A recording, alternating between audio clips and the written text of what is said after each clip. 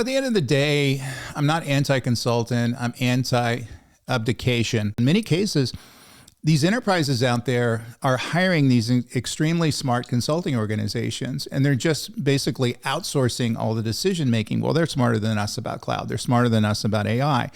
And they're not accepting responsibility for making many of these core decisions. That's going to end up badly for you because they're not going to be compelled to work for the needs of the business to return the most value to the business.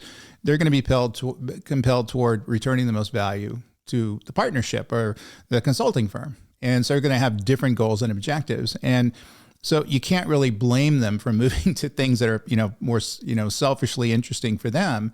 But I can blame many of these enterprises who saw this stuff coming, went ahead and adopted what the enterprises said, and they basically handed over their strategy to someone who exists outside the enterprise, and that turned out badly for them. And by the way, we saw this in huge amounts around the cloud computing stuff, and in many cases, the same mistakes are being made today with AI.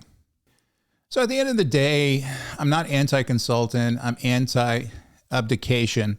So the best engagements are targeted, transparent, and engineered to make you self-sufficient.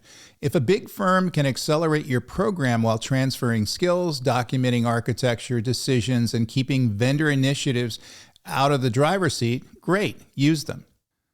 But if the engagement is an open-ended staffing model anchored to a preferred vendor stack and light on hard outcomes, you're buying dependency. So in 2026, cloud and AI success is operational excellence. You can get help building it, but you can't rent it forever. So be independent. That's the core advice here.